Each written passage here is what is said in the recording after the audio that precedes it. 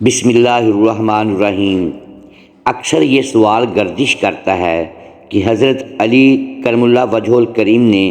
نبی کریم صلی اللہ علیہ وآلہ وسلم سے پہلی خلافت کی ذمہ داریاں سنبھالنے کے لیے اپنے آپ کو پیش کیوں نہ کیا، اور آپ نے نبی کریم صلی اللہ علیہ وآلہ وسلم سے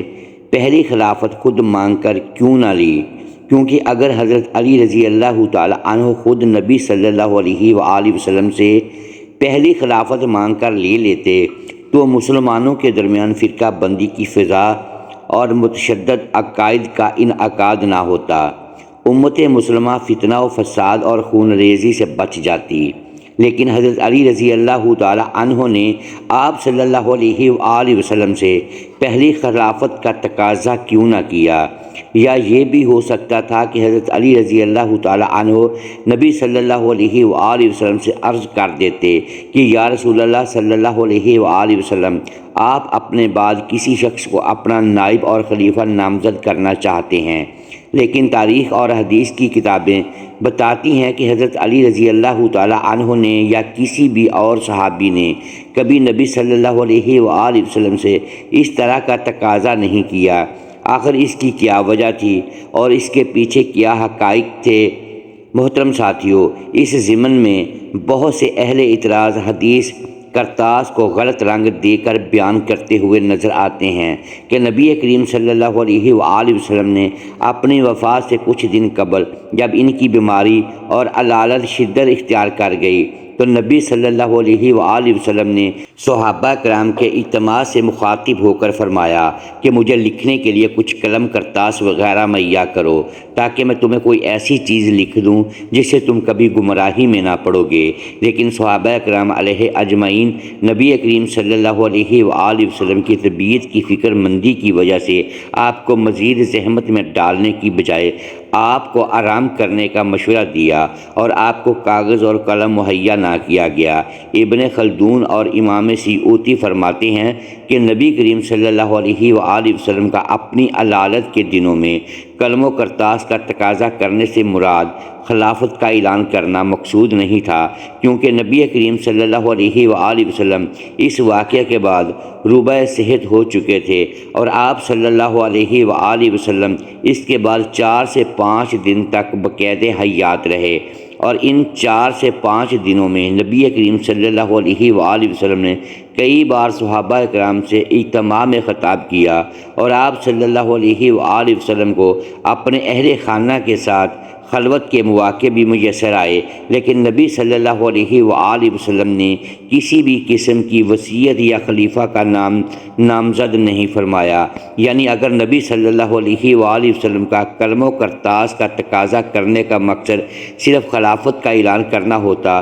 اور خلیفہ مقرر کرنا ہوتا تو آپ صلی اللہ علیہ وآلہ وسلم آئندہ آنے والے دنوں میں بھی اس کا اعلان فرما سکتے تھے۔ چنانچہ حدیث کرتاس کو غلط رنگ دے کر بیان کرنے سے مسلمانوں کے درمیان شکوک و شبہات جنم لیتے ہیں۔ امام ظہری فرماتے ہیں کہ نبی امانت دار ہوتا ہے، اور نبی کے پاس اگر اللہ کا کوئی فرمان یا وحی نازل ہو اور وہ اس کو عام امت تک نہ پہنچائے، یہ ہو ہی نہیں سکتا۔ چنانچہ اگر نبی صلی اللہ علیہ وآلہ وسلم کو اللہ تعالیٰ کی طرف سے کوئی حکم یا ہدایت ملی ہوتی کہ اپنا خلیفہ یا نائب نامزد کریں تو نبی صلی اللہ علیہ وآلہ وسلم اس کا اعلان فرمائے بغیر اس دنیا سے رخصت نہیں ہو سکتے تھے۔ اور بعض اہل تشیع کا موقف بھی یہ سننے میں آتا ہے کہ نبی صلی اللہ علیہ وآلہ وسلم کا قلم و کرتاس مانگنے کا مقصد کچھ اور تھا، نہ کہ خلافت کی نامزدگی کا اعلان کرنا۔ نبی کریم صلی اللہ علیہ وآلہ وسلم کی علالت کے دنوں میں ابن عباس رضی اللہ تعالی عنہ نے حضرت علی رضی اللہ تعالی عنہ کو مخاطب کر کے فرمایا، اے ابو تراب، نبی کریم صلی اللہ علیہ وآلہ وسلم کی حالت نہایت نازک ہے اور مجھے گمان ہے کہ آپ صلی اللہ علیہ وآلہ وسلم انتقال فرما جائیں گے۔ چلو آؤ ہم نبی صلی اللہ علیہ وآلہ وسلم سے خلافت مانگ لیتے ہیں۔ لیکن حضرت علی رضی اللہ تعالی عنہ نے فرمایا کہ اللہ کی قسم، میں کبھی بھی نبی صلی اللہ علیہ وآلہ وسلم سے خلافت کا تقاضا نہیں کروں گا۔ اہل اعتراض اس بات پر بھی سوال اٹھاتے ہیں کہ نبی صلی اللہ علیہ وآلہ وسلم نے خود اپنے خلیفہ کا اعلان کیوں نہ کیا؟ کیونکہ اگر نبی صلی اللہ علیہ وآلہ وسلم خود خلیفہ کا اعلان فرما دیتے تو امت کے اندر فتنہ اور فساد کا تدارک ہو جاتا تھا،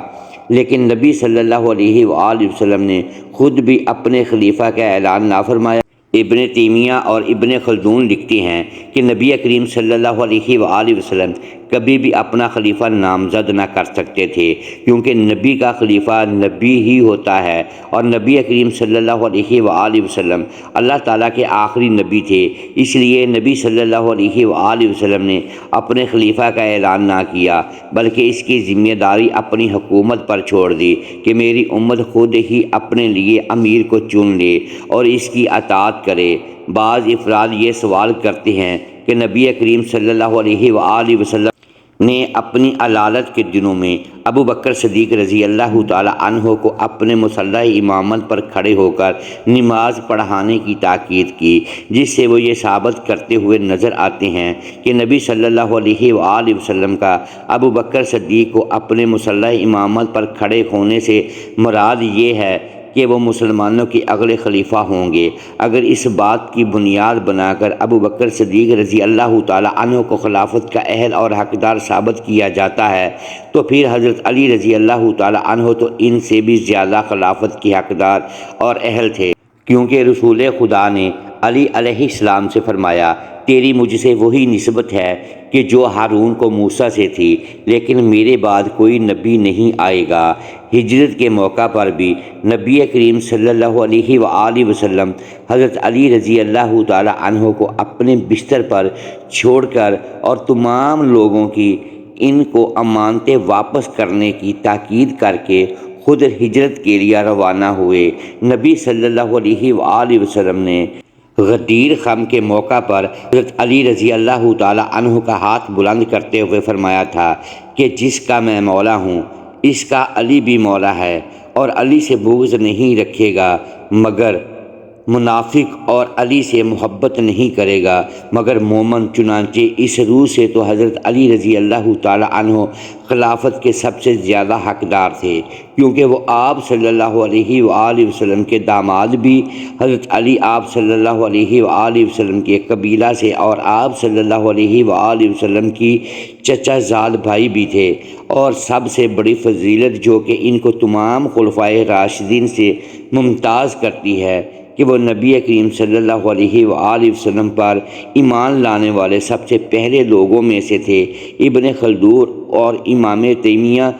کے مطابق حضرت علی رضی اللہ تعالی عنہ بچوں میں سب سے پہلے اسلام قبول کرنے والے تھے۔ محترم ساتھیو، ابو بکر صدیق رضی اللہ تعالی عنہ کا مقام اپنا، لیکن حضرت علی رضی اللہ تعالی عنہ کے یہ فضائل اور ان کی اہل بیت کے ساتھ نسبت کے باوجود حضرت علی رضی اللہ تعالی عنہ نے خلافت کے لیے کبھی آواز بلند نہ کی، بلکہ حضرت علی رضی اللہ تعالی عنہ نے کبھی بھی خود کو خلافت کا حقدار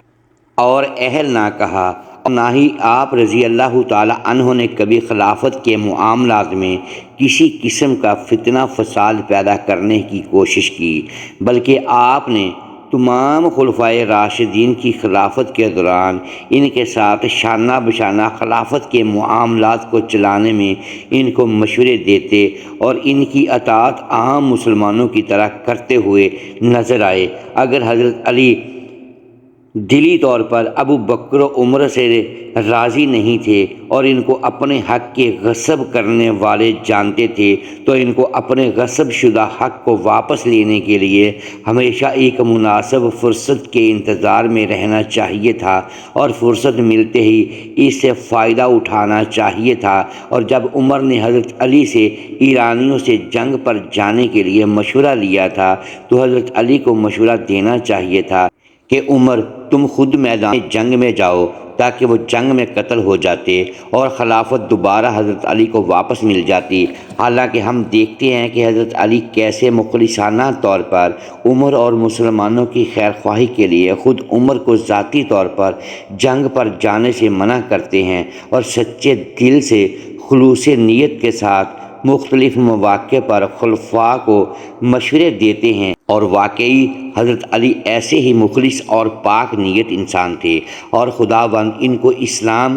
اور مسلمین کی طرف سے جزائے خیر عطا فرمائے۔ امیر المومنین علی کے وہ تمام کام کے جو خلفاء کے ساتھ تعاون کرنا اور مشورہ دینا شمار ہوتے تھے، مثلا مختلف مقدمات میں مشورہ دینا، جنگی اور دفاعی امور میں مشورہ دینا، علمی اور اعتقادی مسائل میں مشورہ دینا۔ ابن عباس کہتے ہیں کہ زنا کرنے والی ایک پاگل عورت کو حضرت عمر کے پاس لایا گیا۔ انہوں نے چند افراد سے مشورہ کر کے حکم دیا کہ اس عورت کو سنگسار کر کے قتل کر دیا جائے۔ جب اس کو حد جاری کرنے کے لیے لے جا رہے تھے تو راستے میں مولا علی آتے ہوئے دکھائی دیے، تو انہوں نے فرمایا اس عورت نے کیا جرم کیا ہے؟ کہا گیا یہ فلاں قبیلے کی پاگل عورت ہے اور اس نے زنا کیا ہے اور اب حضرت عمر نے اس کے سنگسار کرنے کا حکم دیا ہے۔ حضرت علی نے فرمایا اس کو واپس لے جاؤ۔ پھر وہ عمر کے پاس آئے اور فرمایا کیا تم نہیں جانتے کہ 3 افراد مکف نہیں ہیں، پاگل کہ جب تک صحیح نہ ہو جائے، سویا ہوا انسان کہ جب تک بیدار نہ ہو جائے، اور بچہ کہ جب تک بالغ نہ ہو جائے۔ حضرت عمر نے کہا ہاں یہ میں نے بھی سنا ہے۔ مولا علی نے فرمایا اگر سنا ہے تو اس عورت کو آزاد کر دو۔ چنانچہ حضرت عمر نے اس کو آزاد کر دیا اور بلند آواز سے تکبیر کہنا شروع کر دیا۔ محترم ساتھیو، ایسے درجنوں واقعات موجود ہیں جن میں حضرت علی رضی اللہ تعالی عنہ نے